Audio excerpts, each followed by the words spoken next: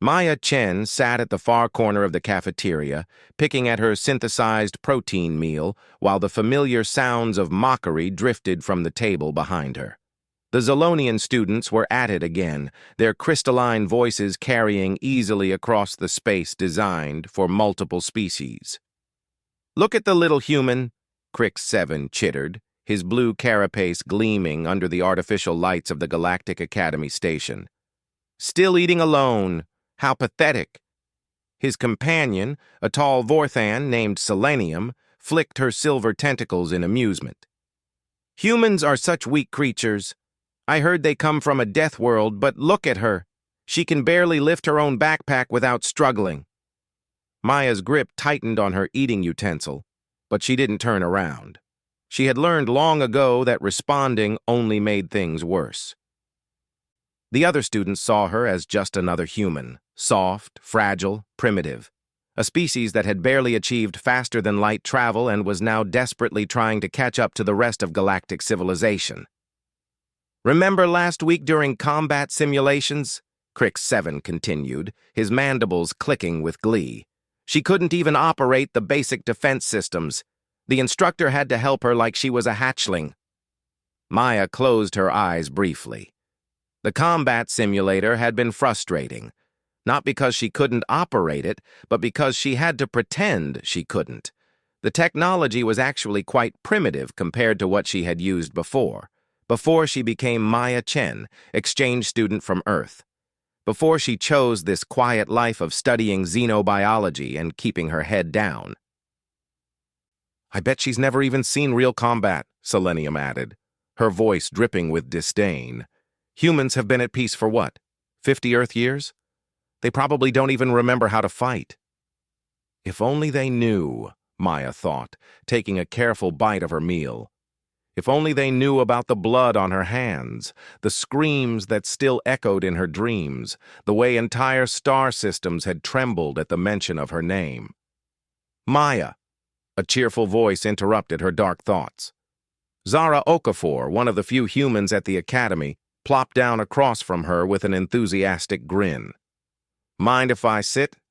The other tables are full of those stuck-up Andromedans, and they keep complaining about human body odor." Maya nodded, grateful for the company, even though it would likely draw more attention. Zara was everything Maya pretended to be, genuinely naive, optimistic about humanity's place in the galaxy, excited about every new species and technology she encountered.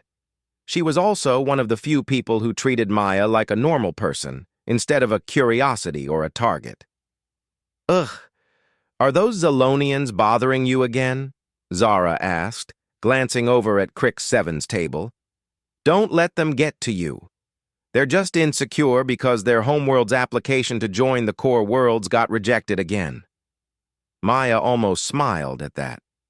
The Zolonians had been trying to gain admission to the Core Worlds Council for over 2 centuries, constantly bragging about their technological achievements while ignoring their dismal records on sentient rights and environmental protection.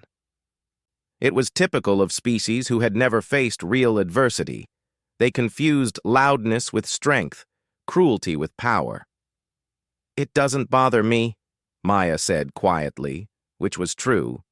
After everything she had been through, the petty taunts of academy students felt like gentle rain compared to the storms she had weathered. "Well, it bothers me," Zara declared, stabbing her meal with unnecessary force. "Humans have contributed plenty to galactic society. Our medical research has saved millions of lives across dozens of species. Our diplomatic corps has prevented 3 major wars in the past decade. And our artists... Have you seen the way other species react to human music? Even the emotionally suppressed Volcari get weepy during our symphonies." Maya had seen those reactions, though from a very different perspective. She remembered the way enemy soldiers had stopped fighting when human war songs echoed across battlefields. Music had always been one of humanity's most powerful weapons, whether for peace or war. "You're right," Maya agreed, because it was easier than explaining why she preferred to stay invisible. "We have made contributions." Exactly. And don't even get me started on human adaptability. Name one other species that can survive on as many different world types as we can. I bet that prissy selenium couldn't last 5 minutes on a high-gravity planet, let alone the 15 different world classifications humans can colonize. The irony wasn't lost on Maya. She had personally lived on 43 different worlds during her previous career, including several that were considered uninhabitable by galactic standards. Death worlds, the other species called them. Planets where the environment itself seemed designed to kill any life foolish enough to evolve there. Earth was classified as a Class 12 death world, which put it in the top tier of dangerous planets that had somehow managed to produce spacefaring life. Most species evolved on garden worlds with stable climates, abundant resources, and predictable environmental patterns. Humans had crawled their way up from a planet that regularly tried to freeze them, burn them, shake them apart with seismic activity, poison them with volcanic gases, and drown them in massive storms. It was no wonder they had developed such impressive survival instincts. Maya? Zara was looking at her with concern. You okay? You kind of spaced out there? Sorry, Maya said, refocusing on the present. Just thinking about home. It wasn't entirely a lie. Earth was home in a way. It was where she had been born, where she had spent the first 16 years of her life believing she would become a doctor or a teacher or maybe a planetary engineer. Before the recruiters came, before she learned what humans were really capable of when pushed to their limits. I get homesick sometimes too, Zara said sympathetically. Though I have to admit, this place is amazing. I mean, look around us. She gestured to the massive viewport that dominated one wall of the cafeteria, showing the swirling colors of the Nexus Nebula beyond. We're literally living in a space station with beings from hundreds of different worlds. Our great-grandparents could never have imagined something like this. Maya followed her gaze to the viewport. But she wasn't seeing the nebula's beauty. She was remembering another space station, one that had burned for 3 days while evacuation ships fled in every direction. She had been the one to set those fires, though the official records blamed it on a reactor malfunction. Sometimes the hardest part of her new life was pretending to be amazed by things that held only dark memories. The Nexus Academy really is incredible, she agreed, forcing enthusiasm into her voice. The xenobiology labs alone are worth the trip from Earth. That much was genuine. Maya had always been fascinated by alien life forms, even during her military days. Understanding how different species thought, what motivated them, what scared them, that knowledge had made her effective at her job. Now she was studying it for peaceful purposes, trying to build bridges instead of burning them. Have you decided on your specialization yet? Zara asked. I'm thinking about going into diplomatic xenopsychology. Help different species understand each other better, you know? Prevent conflicts before they start. Maya nearly choked on her drink. The idea of preventing conflicts was noble, but naive. In her experience, most galactic conflicts weren't caused by misunderstandings. They were caused by greed, fear, and the desire for power. No amount of psychological understanding could change that fundamental aspect of sentient nature. That sounds wonderful, she said instead. The galaxy could use more diplomats like you. What about you? I know you're taking xenobiology, but there are so many subspecialties. Evolutionary biology, genetic engineering, ecological systems. Rehabilitation, Maya said without thinking, then immediately regretted it. She had meant to say something safe like evolutionary biology or maybe ecosystem restoration, but the word had slipped out before she could stop it. Rehabilitation? Zara looked confused. Like helping injured aliens recover? Something like that, Maya said vaguely. Helping beings who have been through trauma adapt to normal life again. It was closer to the truth than she usually allowed herself. Maya knew more about trauma and recovery than any 20-year-old should. She had seen species broken by war, planets devastated by conflict, entire civilizations struggling to rebuild after their worlds had been torn apart. She had been the cause of some of that destruction, but she had also witnessed the incredible resilience of sentient life. "That's really admirable," Zara said, her voice softer now. "It must be difficult work. Emotionally, I mean." "Yes," Maya agreed quietly. "It is." From behind them came another burst of laughter from the Zolonian table. Crick 7 was apparently telling a story about a human merchant who had tried to negotiate a trade deal without understanding the cultural implications of his offer. The story was probably exaggerated, but Maya could believe it. Humans were still learning how to navigate galactic society, still making mistakes that other species had figured out centuries ago. "Ignore them," Zara said firmly. "They're just bullies picking on the new kids. Give it a few more years and they'll find someone else to bother." Maya nodded, but she knew it wasn't that simple. The mockery she faced wasn't really about being new or different.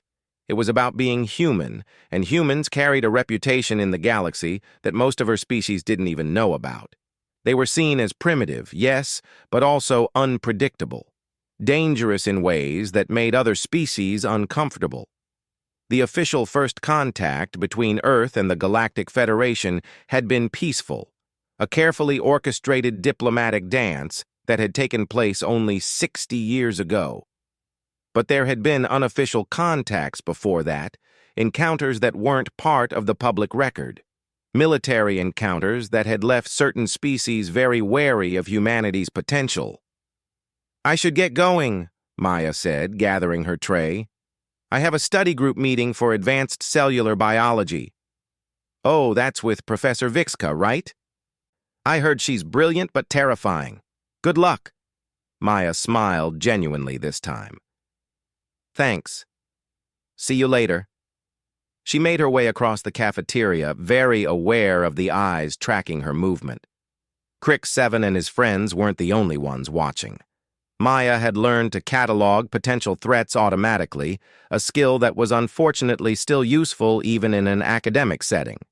The corridors of the Nexus Academy were bustling with activity as students from dozens of species hurried between classes.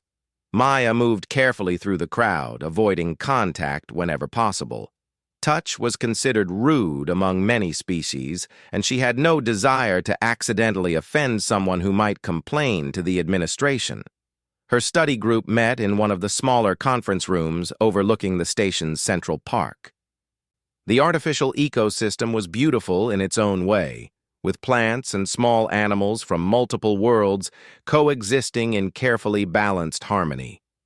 Maya often wondered what it would be like to create something so peaceful, to build rather than destroy. "Maya!" Dr. Vixka's melodious voice greeted her as she entered the room. The Cerulean professor was already there, her 6 arms arranging data tablets in precise patterns while her students filed in. "Perfect timing. I was just explaining the cellular modification patterns we observed in the Terran samples from last week." Maya took her usual seat near the back of the room and activated her tablet. The Terran samples Dr. Vixka was referring to came from Earth's extremophile organisms, life forms that thrived in conditions that would kill most other species. It was an ongoing research project, trying to understand how Earth life had evolved such remarkable adaptability. "The fascinating thing about Terran biology," Dr. Vixka continued, "is the way these organisms can not only survive in hostile environments, but actually thrive in them. This particular bacteria sample was taken from an area with radiation levels that would be lethal to most known life forms, yet it has developed mechanisms to use that radiation as an energy source." One of the other students, a feathered Alkari named Swiftwing, raised a delicate appendage. "Professor, is it true that the larger Terran organisms show similar adaptability? I've heard conflicting reports about human tolerance for environmental extremes." Dr. Vixka's expression grew thoughtful. "Human physiology is indeed remarkable in many ways, They can survive in a much wider range of temperatures, atmospheric pressures, and radiation levels than most sentient species. Their immune systems are also exceptionally robust, capable of fighting off pathogens that would quickly overwhelm beings from more sheltered worlds. Maya kept her expression neutral while internally noting that robust was an understatement. Human immune systems had been weaponized in some of the darker chapters of galactic history, used to create biological weapons that targeted specific species while leaving humans unharmed. It was another piece of knowledge that most of her classmates would find disturbing. "But surely," Swiftwing continued, "this is just evolutionary adaptation to their dangerous homeworld. It doesn't necessarily translate to other advantages." "Actually," Dr. Vixka said, her arms moving in a gesture that indicated excitement among her species, "there's evidence that this adaptability extends beyond mere physical tolerance. Human neural plasticity is extraordinary. Their brains can rewire themselves in response to new situations with a speed and efficiency that we're still trying to understand." Maya shifted uncomfortably in her seat. Neural plasticity was part of what had made her so effective in her previous career. The ability to rapidly adapt to new languages, cultures, and strategic situations was one of humanity's greatest military assets. It was also what allowed her to successfully pretend to be a normal student after years of living as something very different. "There's also their pain tolerance," added another student, a crystalline being whose name Maya couldn't pronounce. "I've heard they can continue functioning even while seriously injured." "That's true to some extent," Dr. Vixka confirmed. "Humans can compartmentalize physical and emotional trauma in ways that other species find difficult to comprehend. It's both a strength and a potential weakness, as it can lead to long-term psychological damage if not properly addressed." Maya's hands clenched involuntarily under the table. Pain tolerance, trauma compartmentalization, psychological damage. The professor might as well have been reading from her military file. She forced herself to relax, to breathe normally, to maintain the facade of a student who was simply interested in academic knowledge. "Are there any humans in this class who might comment on these findings?" Dr. Vixka asked, looking directly at Maya. Every eye in the room turned to her, and Maya felt the familiar weight of scrutiny. She had been hoping to remain invisible, but apparently her heritage made her a subject of scientific curiosity, whether she wanted it or not. "I'm not really qualified to speak about human biology from a scientific perspective," Maya said carefully. "I experience it, but I don't necessarily understand the mechanisms behind it." "Of course," Dr. Vixka said kindly, "but perhaps you could share some observations? For instance, do you find environmental adaptation easier than other species seem to?" Maya considered her words carefully. How could she explain that she had lived in Arctic conditions for 6 months, survived in desert climates without water for days, and adapted to dozens of different atmospheric compositions? How could she describe her body's ability to function on minimal food and sleep, or her mind's capacity to rapidly absorb and process new tactical information? "I suppose we do adapt quickly," she said finally. "Humans have always been explorers. We tend to be comfortable in situations that might seem challenging to others." It was a safe answer, the kind of thing any human student might say, but Maya caught something in Dr. Vixka's expression. A flicker of curiosity that suggested the professor might be more perceptive than she appeared. The study session continued with discussions of cellular regeneration and adaptive mutations, but Maya found it difficult to concentrate. Being the subject of scientific interest reminded her uncomfortably of her debriefings after military missions, where analysts had tried to understand exactly how she had accomplished seemingly impossible objectives. When the session ended, Maya gathered her materials quickly and headed for the door. She needed time alone to process the conversation and the memories it had stirred up. "Maya," Dr. Vixka called out as she reached the exit. "Could I speak with you for a moment?" Maya's blood chilled, but she turned back with what she hoped was a curious expression. "Of course, Professor." The other students filed out, leaving them alone in the conference room. Dr. Vixka waited until the door closed before speaking, her 6 arms moving in what Maya recognized as a gesture of respectful caution among Ceruleans. "I hope you didn't find today's discussion uncomfortable," the professor said. "I know it can be difficult to be the only representative of your species in academic settings." "Not at all," Maya lied smoothly. "I found it educational." Dr. Vixka studied her with eyes that seemed far too knowing. "Maya, I've been teaching for over 40 years, and I've worked with students from hundreds of species. In my experience, those who have lived through exceptional circumstances often carry themselves differently than others." Maya's heart rate increased, but she kept her expression neutral. "I'm not sure what you mean, Professor." "You move like someone who has seen combat," Dr. Vixka said quietly. "Your awareness of your surroundings, the way you position yourself near exits, the controlled way you respond to stress, these are not traits I typically observe in young civilian students." For a moment, Maya considered maintaining her cover.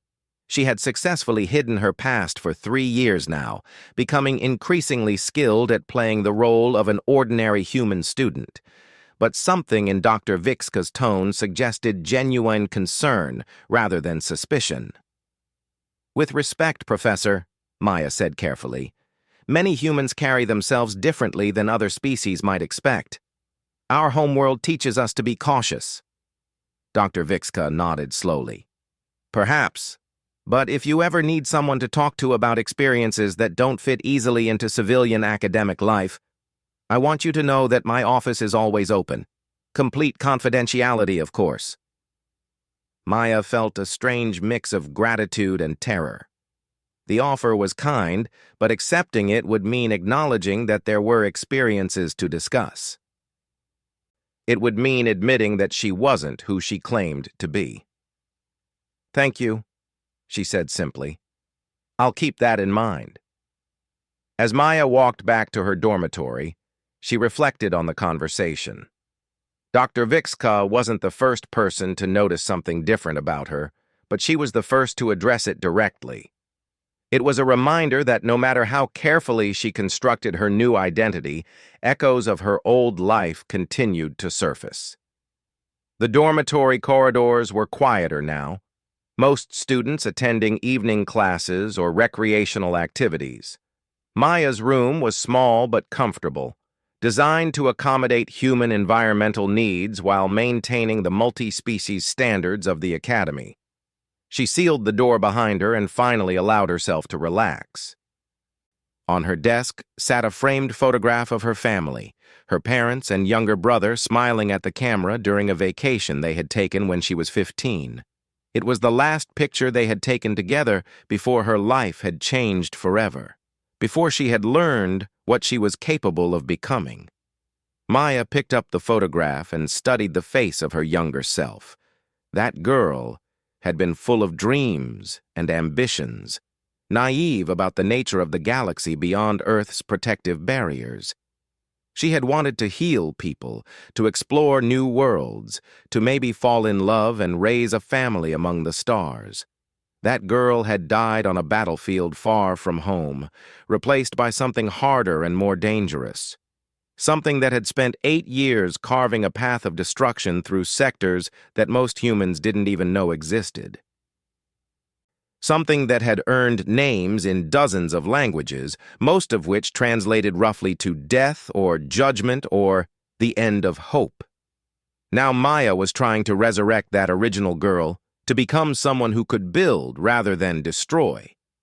But the past had a way of catching up, no matter how far you ran from it. And lately, she had been sensing signs that her carefully constructed new life might not remain peaceful much longer. Tomorrow she would return to classes, endure more mockery from students who saw her as weak, and continue pretending to be fascinated by academic discussions of human biology. She would smile and nod, and play the role of an eager young scholar exploring the wonders of galactic civilization.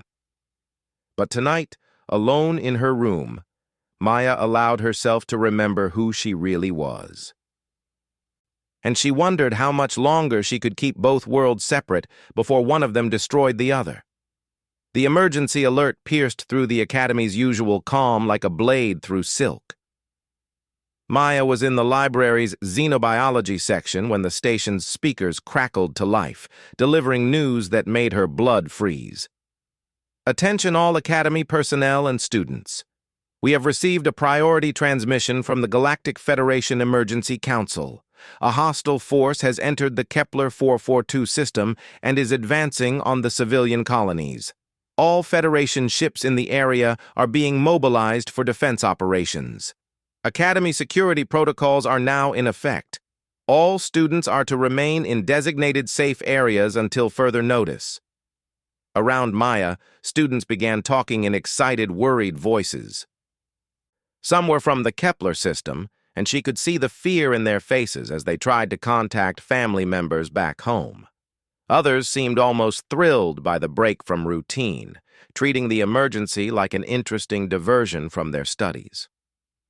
Maya closed her xenobiology textbook and moved to one of the library's information terminals, accessing the public news feeds. The reports were sparse but concerning. An unknown fleet had appeared in the outer reaches of the Kepler system, ignoring all attempts at communication. Early scans suggested advanced technology and hostile intent. "Maya!" Zara's voice carried across the library as she hurried over, her face pale with worry. "Did you see the news? They're saying it might be the Void Reapers. You know, that extremist group that's been hitting civilian targets in the Outer Rim?" Maya had heard of the Void Reapers. They were a coalition of species that rejected galactic unity, believing that the Federation's peace was weakness and that only through conflict could civilizations grow strong. They had been responsible for several terrorist attacks over the past few years, though nothing on the scale of a direct assault on a populated system. "I'm sure the Federation fleet will handle it," Maya said, though her instincts were already analyzing the tactical situation. Kepler 442 was a lightly defended system with 3 inhabited planets and several space stations. If the Void Reapers had committed significant resources to this attack, the local defense forces might not be enough to stop them. "But what if they don't?" Zara asked, her voice rising with anxiety. "What if those psychopaths break through? They don't take prisoners, Maya. They just kill everyone who disagrees with their twisted philosophy." Before Maya could respond, Crick 7 and his usual group of followers appeared at their table, apparently drawn by the commotion. The Zolonian's mandibles were clicking with barely contained excitement. "Look at the little humans," he said loudly enough for half the library to hear. "Already panicking at the first sign of real danger. This is why your species will never be anything more than junior partners in galactic civilization." "We're not panicking," Zara snapped back, her fear transforming into anger. "We're concerned about innocent people who might be hurt." "Innocent people?" Selenium joined the group, her tentacles writhing with amusement. "The Void Reapers target systems that are too weak to defend themselves. If the colonies in Kepler 442 can't protect their own territory, maybe they deserve whatever happens to them." Maya's hands clenched involuntarily under the table. The casual dismissal of civilian lives, the suggestion that weakness justified slaughter. It was exactly the kind of thinking that had created the conflicts she had spent years fighting in. The kind of thinking that had forced her to become something she never wanted to be. "That's a horrible thing to say," Zara said, her voice shaking. "Those are families out there. Children. Elderly people who never hurt anyone." Crick 7 chittered with laughter.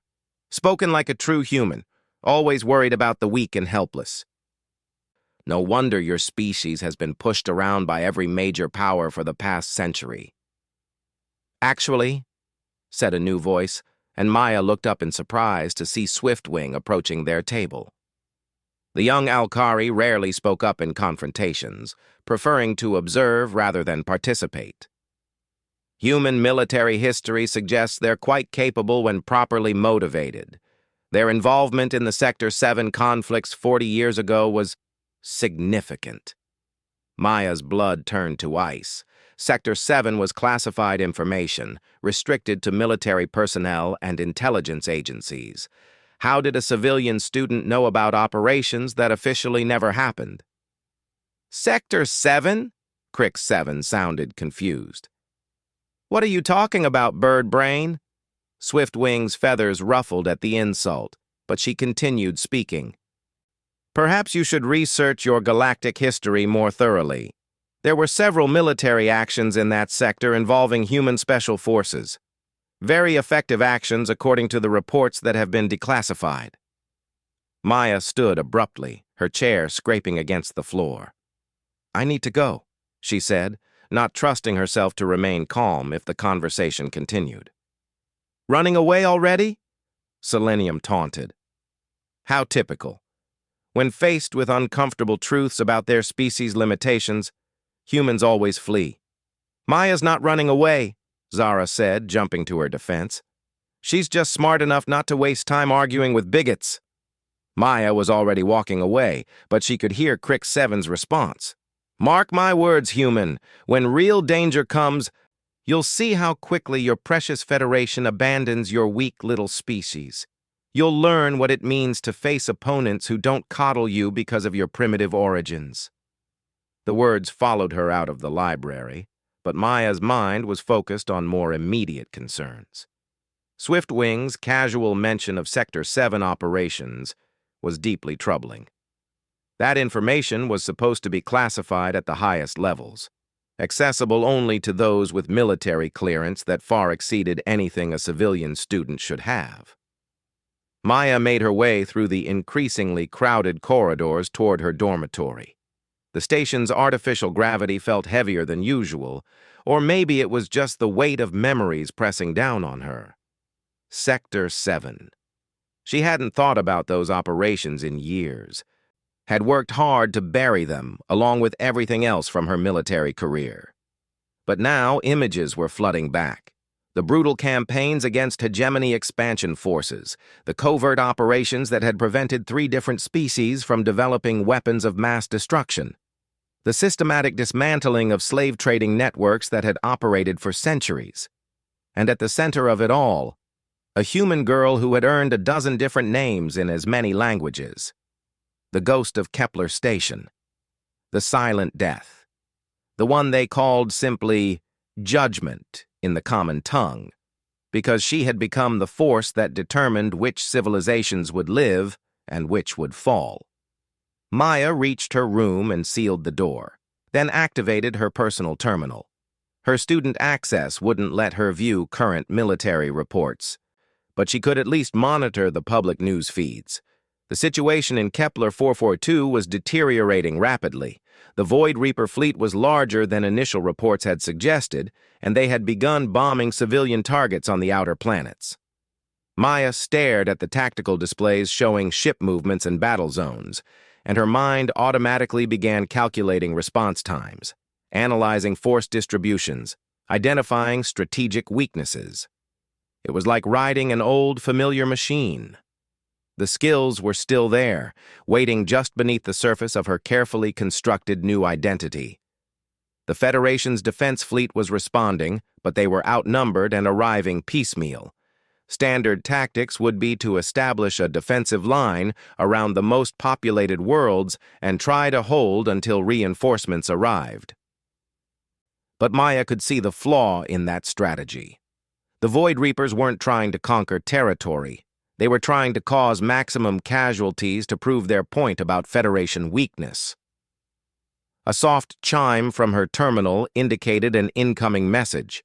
Maya opened it, expecting to see something from the Academy administration about extended security protocols. Instead, she found herself looking at a priority communication from an address she didn't recognize, with an encryption signature that made her pulse quicken. The message was brief. Your expertise is needed. Standard extraction protocols in effect. Confirm receipt. Maya stared at the screen for a long moment. The encryption was military grade, the kind used by intelligence services for contacting deep cover assets. Someone knew exactly who she was and where to find her. Someone who had been watching her carefully constructed new life and waiting for the right moment to pull her back into the shadows. She deleted the message without confirming receipt and tried to focus on her xenobiology homework. But the words on the screen might as well have been written in an alien language. Her mind kept drifting back to the tactical situation in Kepler 442, to the hundreds of thousands of civilians who would die if the Federation response failed. Another message arrived an hour later, this one with video attachment. Maya opened it against her better judgment and found herself looking at Admiral Sarah Chen, no relation, despite the shared surname, one of the highest-ranking officers in Federation intelligence. "Maya," the Admiral said, her voice carrying the authority of someone accustomed to being obeyed without question. "I know you've worked very hard to build a new life for yourself, and under normal circumstances, we would respect that choice indefinitely. But the situation in Kepler 442 has escalated beyond our normal response capabilities. The Void Reapers have weapons and tactics we've never encountered before. They're systematically targeting civilian populations with efficiency that suggests inside knowledge of Federation defense protocols." The Admiral paused, and Maya could see the weight of command in her expression. "We need our best asset back in the field. Not permanently, but for this one operation. The colonies in Kepler 442 have maybe 18 hours before the Void Reapers reach the primary population centers. Our regular forces can't stop them, but you can." Maya closed the message and walked to her window, staring out at the stars beyond the station. Somewhere out there, people were dying while she sat in a comfortable dormitory room pretending to be a normal student.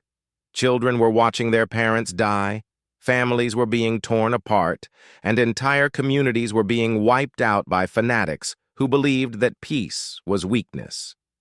She had sworn to herself that she was done with war, done with being the instrument of death that others wielded against their enemies.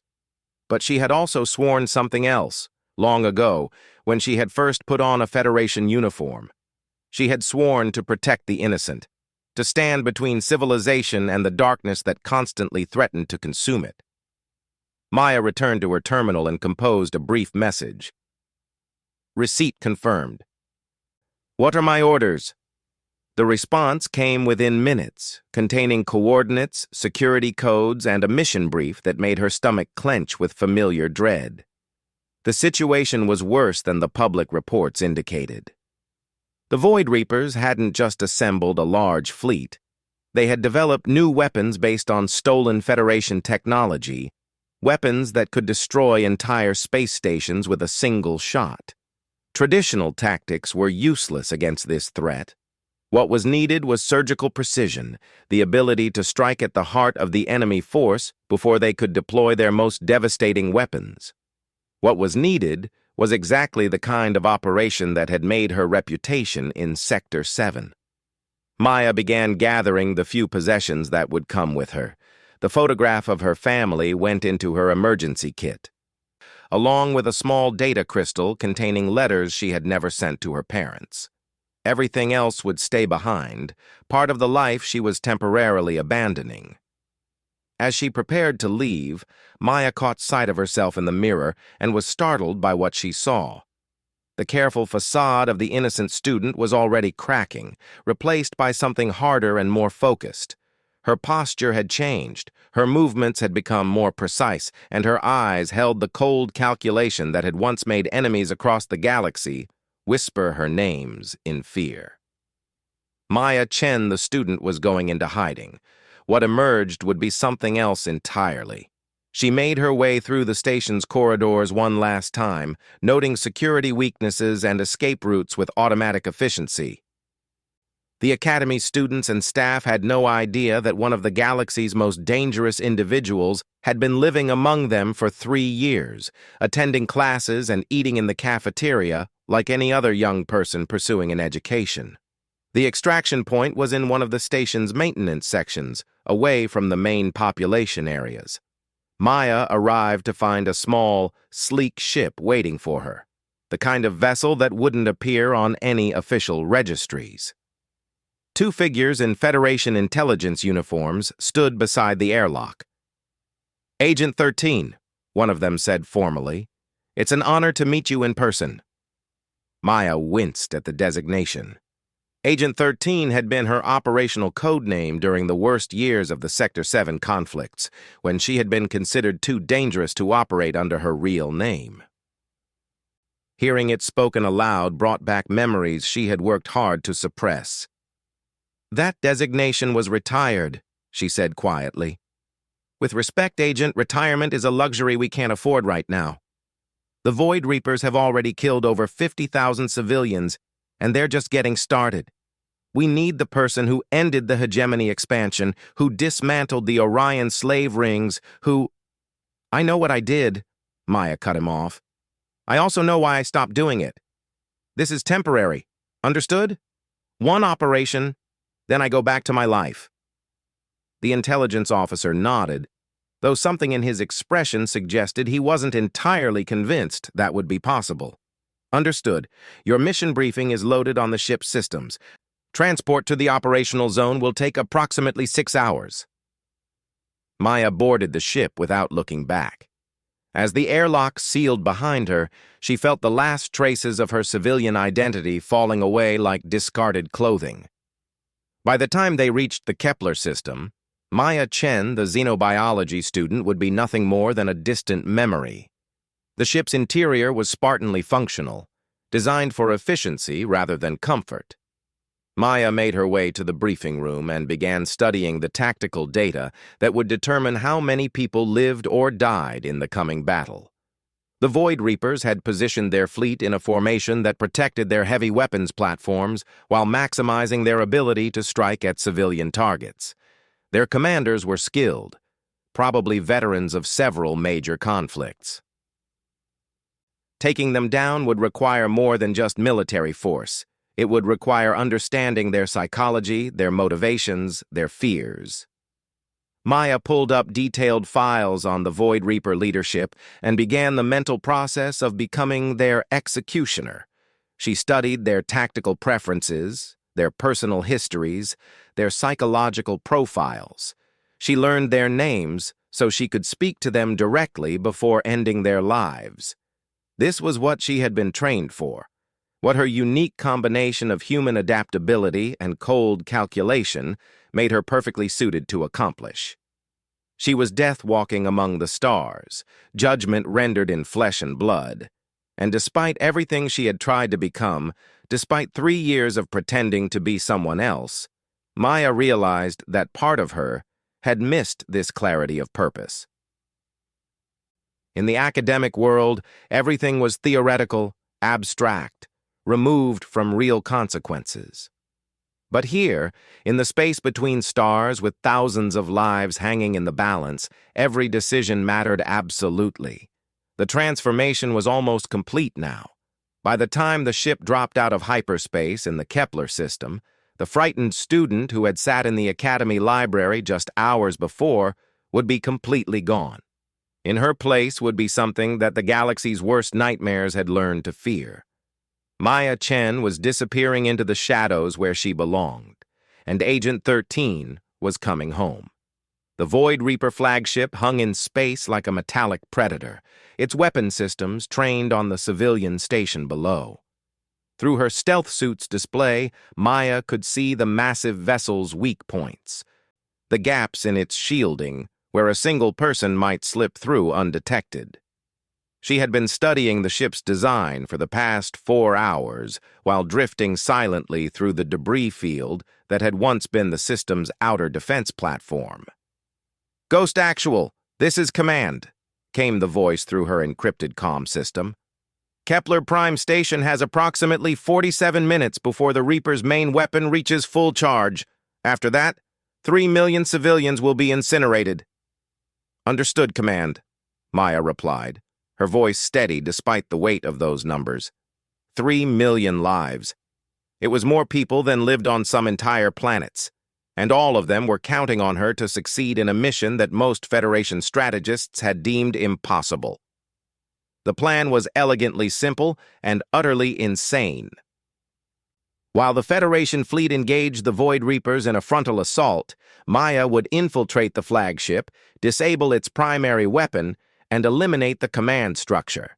One person against a ship carrying 15,000 hostile aliens, protected by energy shields that could deflect starship weapons, and defended by the most advanced security systems in known space. Maya adjusted her infiltration suit's settings and began her approach. The stealth technology was human-designed, based on principles that other species found difficult to understand. Rather than trying to become completely invisible, it worked with the observer's psychology, making the brain simply choose not to notice what it was seeing. It was camouflage for the mind rather than the eye. The outer hull of the Reaper flagship was scarred with battle damage from its engagement with the Federation fleet. Maya found a breach near the ship's sensor array and slipped inside, moving through maintenance corridors with the fluid grace of someone who had spent years learning to be invisible. Her targets were clear: the command bridge where Admiral Vexitar commanded the Reaper fleet, and the weapon control center where the planet killer device was being charged. Standard tactics would suggest hitting the weapon first, but Maya's instincts told her otherwise. Vexitar was the key to everything. Eliminate him, and the Reaper fleet would dissolve into chaos. She made her way through the ship's interior, studying its layout and crew patterns. The Void Reapers were a mixed group. Some were refugees from species that had been conquered by the Federation. Others were criminals and extremists who had found purpose in destruction. What united them was a hatred of the peace that had made the galaxy soft, and a belief that only through conflict could civilizations achieve their true potential.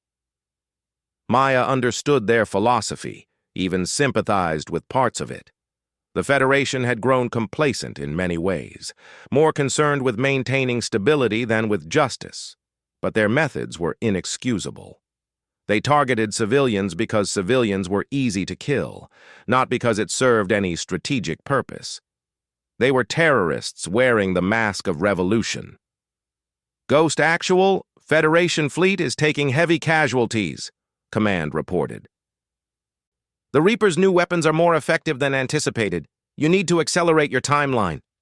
Maya was already moving as quickly as she dared. Too fast, and she would trigger security systems or alert guards. Too slow, and millions would die while she crept through corridors. She found a service shaft that led toward the upper decks and began climbing, her enhanced muscles making the ascent effortless despite the ship's increased gravity. Halfway to her destination, she encountered her first obstacle. A Reaper patrol was conducting a security sweep, their sensors designed to detect exactly the kind of infiltration she was attempting. Maya pressed herself against the shaft's wall and activated her suit's emergency protocols, becoming completely motionless while the scanning beams passed over her position. The seconds stretched into eternity as alien voices discussed sensor anomalies in languages she recognized from old battlefields. Finally, the patrol moved on, dismissing the readings as interference from the ongoing battle. Maya waited another full minute before resuming her climb. The command deck was heavily guarded, as she had expected. Through the shaft's observation ports, Maya could see Admiral Vexitar directing the battle from his command throne, surrounded by tactical displays showing the systematic destruction of Federation ships.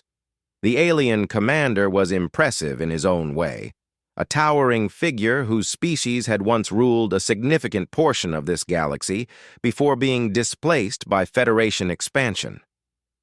Maya studied the bridge layout, counting guards and identifying weapon placements. 37 hostiles, all armed with energy weapons and wearing personal armor. The traditional approach would be to call in an orbital strike or deploy a full assault team. But those options weren't available, and traditional approaches rarely worked against opponents who were themselves experts in warfare.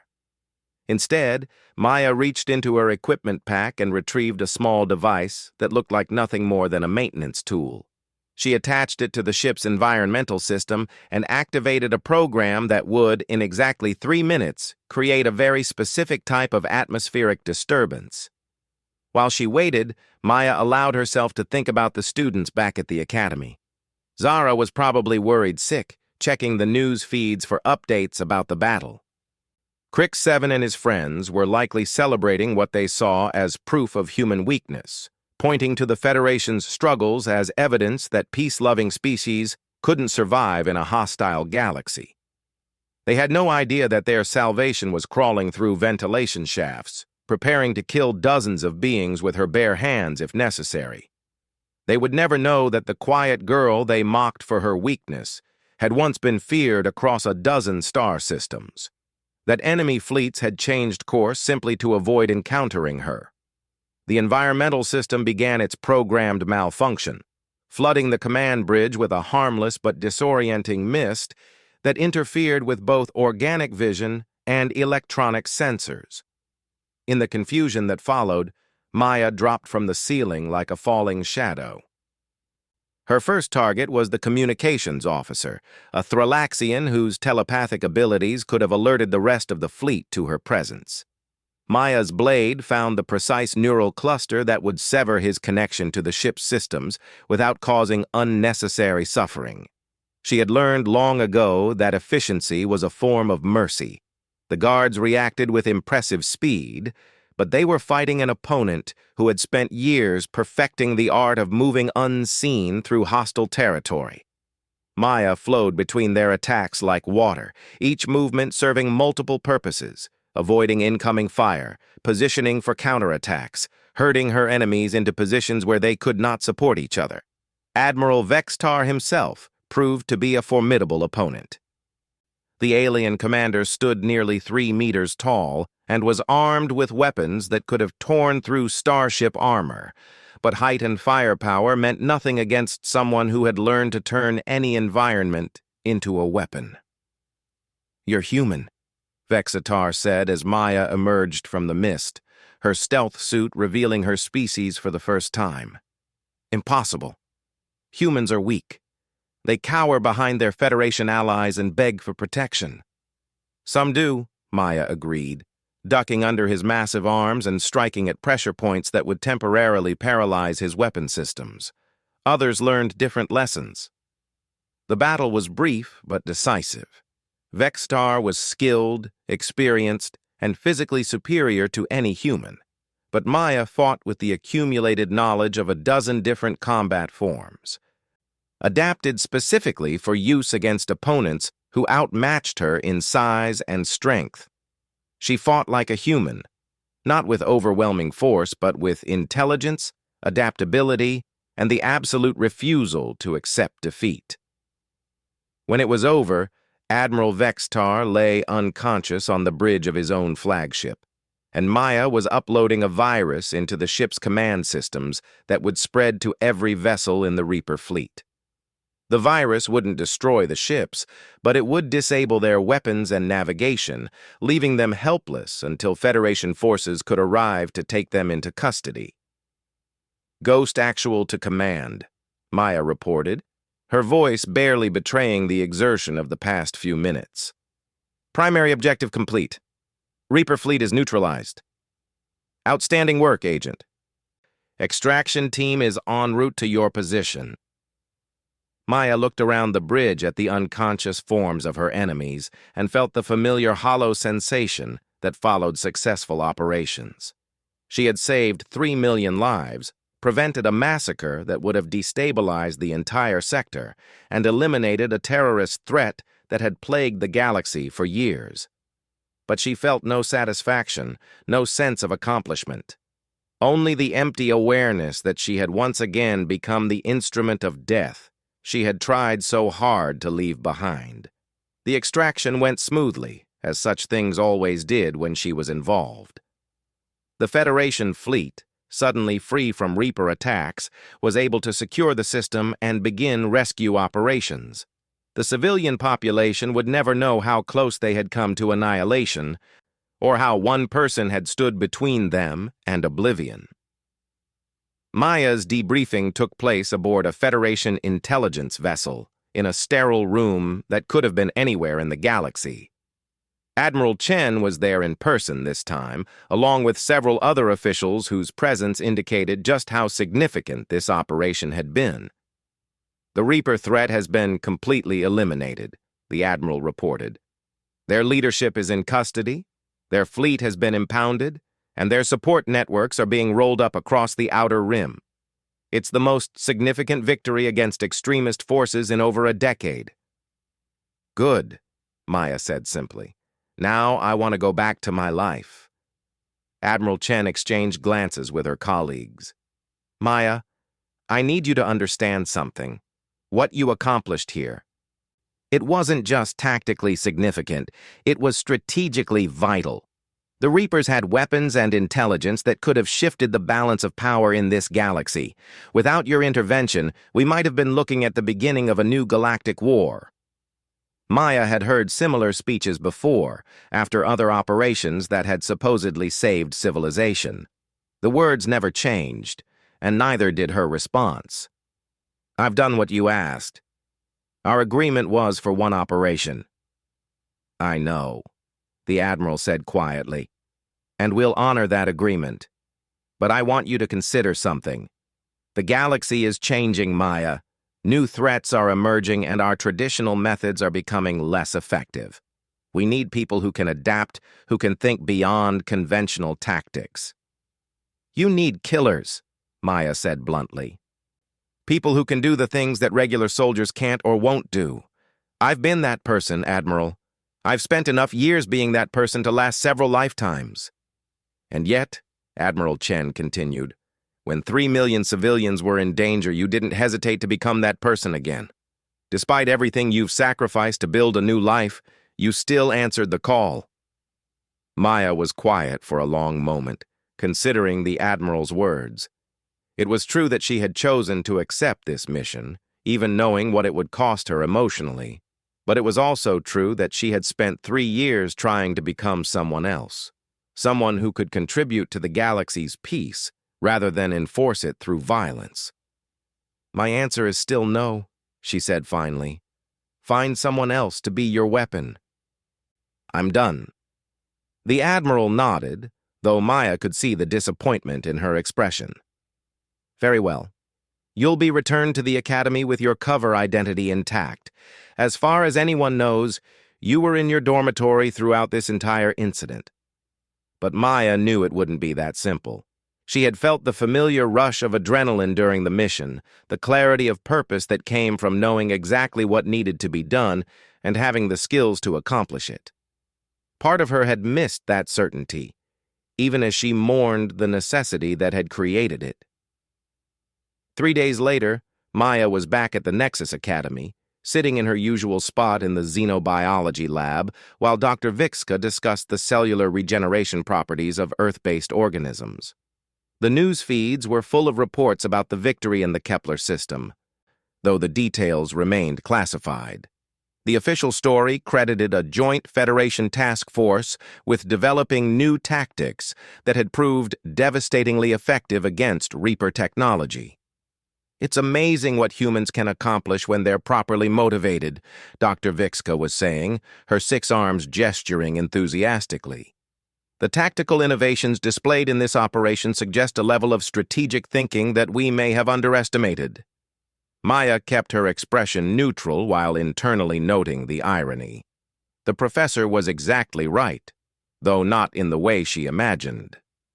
"Maya," Dr. Vixka continued, focusing on her specifically. "As our resident human expert, do you have any thoughts on these developments?" Before Maya could respond, Crick Seven's voice cut across the classroom. "What would she know about military tactics? She can barely handle basic combat simulations. The victory at Kepler was obviously achieved by real soldiers, not Academy students who faint at the sight of energy weapons." The Zolonian's words were met with laughter from his usual circle of followers, though Maya noticed that some of the other students looked uncomfortable with his casual cruelty. The news from Kepler had sobered many of them, making the possibility of real violence seem less abstract. "Actually," Swiftwing interjected, her feathers rustling with apparent nervousness, "I've been researching human military history, and there are some interesting patterns, particularly regarding their special operations capabilities." Maya's attention sharpened. Swiftwing had mentioned classified information before, and her continued interest in human military affairs was concerning. "Special operations?" Selenium scoffed, her tentacles writhing with amusement. "You mean the fairy tales about invisible human warriors who can single-handedly defeat entire armies? Those are propaganda stories designed to make humans seem more threatening than they actually are." "Are they?" Swiftwing asked quietly. "Because I've found references to operations in the Sector 7 conflicts that seem to have been carried out by individuals or very small teams. Operations that achieved objectives that should have required full fleet actions." The classroom fell silent. Even Dr. Vixka looked interested in where this conversation was heading. Maya felt a familiar chill as the discussion approached dangerous territory. "There are stories," Swiftwing continued, "about a human operative who was active during the worst of the conflicts, someone who specialized in impossibly difficult missions. They called her different names in different systems, but there was one designation that appeared in multiple reports. Agent 13. Maya's blood turned to ice. The name she thought she had buried forever was being spoken aloud in an academic classroom, dissected like any other piece of historical data. "Agent 13, Dr. Vixka mused. "I'm not familiar with that designation. Are you certain these reports are authentic?" "As certain as I can be," Swiftwing replied. "The files are heavily classified, but I have access to some restricted databases through my family's diplomatic connections. According to these reports, Agent 13 was responsible for ending several major conflicts through surgical strikes against enemy leadership." Crick 7 chittered dismissively. "Even if these stories are true, which I doubt, one exceptional individual doesn't represent an entire species. Humans are still the weakest members of the Federation, and everyone knows it." "Maybe," Swiftwing said, her gaze settling on Maya with uncomfortable intensity. "But I find it interesting that Agent 13's last recorded operation was 8 years ago, right around the time human enrollment at Federation academies began increasing dramatically." Maya felt the weight of every eye in the classroom, though she knew that most of the students were simply following the academic discussion. Only Swiftwing seemed to be making actual connections, and her scrutiny was becoming dangerous. "That's an interesting historical point," Dr. Vixka said carefully. "But we should be cautious about drawing conclusions from incomplete data. Military operations are often classified for good reasons, and speculation about individual operatives could be both inaccurate and inappropriate." The professor's words carried a subtle warning, and Maya realized that Dr. Vixka had recognized the dangerous direction of the conversation. Perhaps the Cyrillian's earlier offer to discuss experiences that didn't fit into civilian academic life had been more perceptive than Maya had realized. After class, Maya gathered her materials quickly and headed for the door. But Swiftwing intercepted her in the corridor, her feathered crest raised in what Maya recognized as a sign of determination among her species. "Maya," the Alkari said quietly, "could I speak with you privately? There's something I think we should discuss." Maya considered her options. She could brush off the request, claim she was late for another class or meeting. But Swiftwing had already demonstrated access to classified information, and her suspicions were clearly focused. Better to find out exactly what she knew and how dangerous she might become. "Of course," Maya said. "My room or yours?" "Yours, if you don't mind. It's more private." They walked through the academy corridors in silence, passing groups of students who were still discussing the victory at Kepler. Maya noticed that the conversations had a different quality now, less abstract theorizing about galactic politics, more concrete awareness that the peace they had grown up with was fragile and precious. Once they reached Maya's dormitory room, Swiftwing waited until the door was sealed before speaking. "You know why I wanted to talk, don't you?" Maya sat on her desk chair, positioning herself where she could reach several improvised weapons if the situation turned hostile. "I assume it has something to do with your research into human military history." "It's more than research," Swiftwing said, her voice barely above a whisper. "My family serves in the Alkari Diplomatic Corps. We have access to intelligence reports that most civilian agencies never see. I've read the files on Agent 13, Maya. All of them." Maya felt a familiar calculation beginning in the back of her mind. Swiftwing was a potential security breach that needed to be neutralized. But she was also a young student whose only crime was academic curiosity and access to information she shouldn't have. The two parts of Maya's nature, the student and the operative, warred with each other over how to respond. "That's fascinating," Maya said carefully, "but I'm not sure why you're telling me this." Swiftwing moved closer, her large eyes reflecting depths of knowledge that seemed inappropriate for someone her age. "Because Agent 13 disappeared from all operational records exactly 8 years ago. Because her physical description matches yours in several key details. Because she was known for her ability to blend into civilian populations and assume new identities." Maya remained perfectly still, neither confirming nor denying the accusations.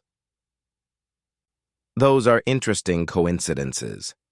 And because," Swiftwing continued, "3 days ago you weren't in your dormitory room. I checked, Maya.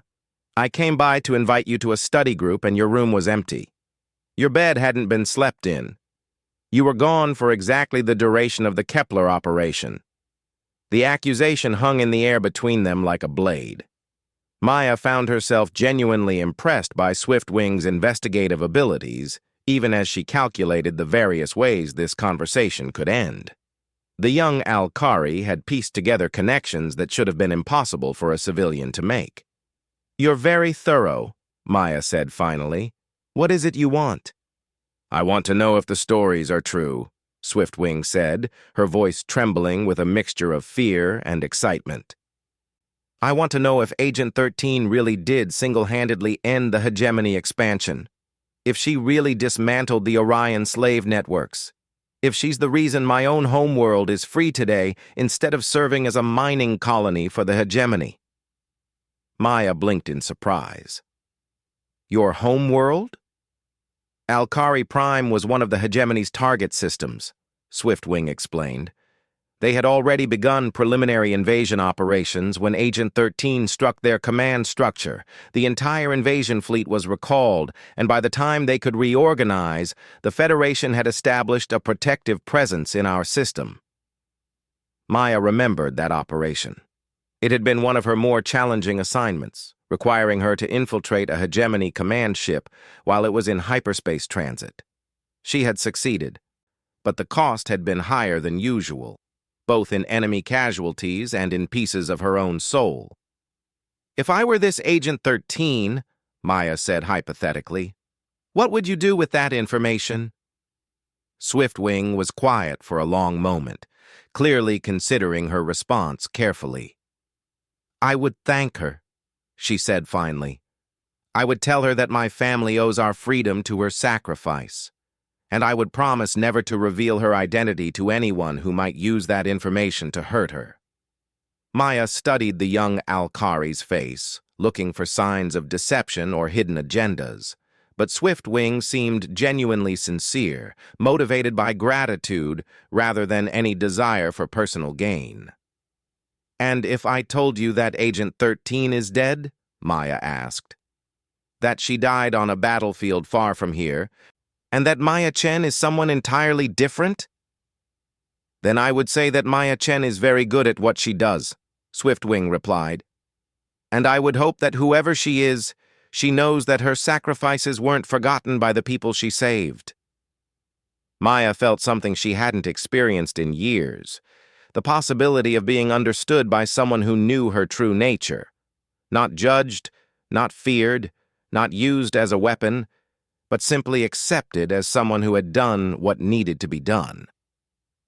Agent 13's last mission was 8 years ago, Maya said carefully.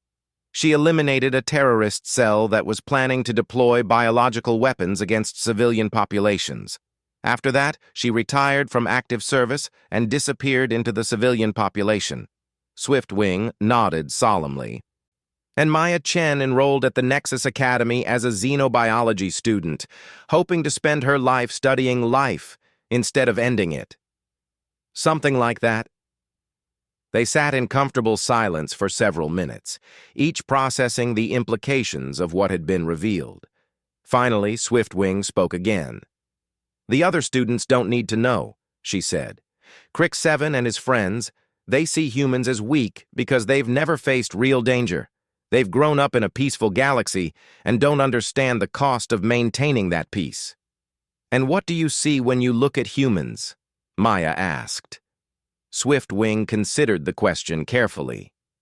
"I see a species that survived on one of the most dangerous planets in known space and still chose to explore the stars with hope instead of hatred. I see people who could have become conquerors but chose to become healers and teachers and diplomats. And I see individuals who were willing to become monsters so that the rest of their species could remain innocent." Maya felt tears forming in her eyes, the first time she had cried in years. That's exactly what we are." "I know," Swiftwing said gently, "and the galaxy is safer because of people like you, even if they never know your names." Later that evening, Maya returned to the cafeteria for dinner. The usual crowd was there, including Crix 7 and his followers discussing the implications of the Kepler victory. Their conversation was full of the same dismissive attitudes toward human capabilities, the same casual assumption that her species was weak and ineffective. But now Maya found that their words didn't bother her the way they once had. She understood something that Crix 7 would probably never learn, that strength wasn't about being the loudest voice in the room or the most intimidating presence.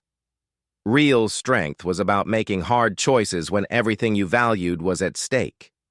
It was about sacrificing pieces of yourself so that others could sleep peacefully.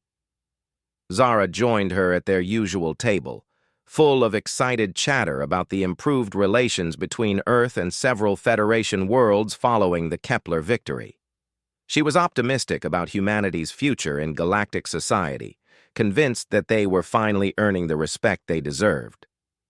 Maya listened to her friend's enthusiasm and smiled genuinely for the first time in days. Zara's innocence was precious, worth protecting at any cost. She represented the future that people like Maya had fought to preserve, a generation that could pursue knowledge and friendship across species lines, because others had eliminated the threats that would have made such pursuits impossible. "You're in a good mood tonight," Zara observed. "I was worried about you after the news from Kepler. You seemed really affected by it." "I was," Maya admitted, "but I think everything worked out the way it was supposed to." And in a way, it had. The galaxy's peace was secure, at least for now. The innocent would remain innocent. The students could continue their studies, and the diplomats could pursue their careful work of building bridges between species. Maya's sacrifice had purchased that security, just as it always had.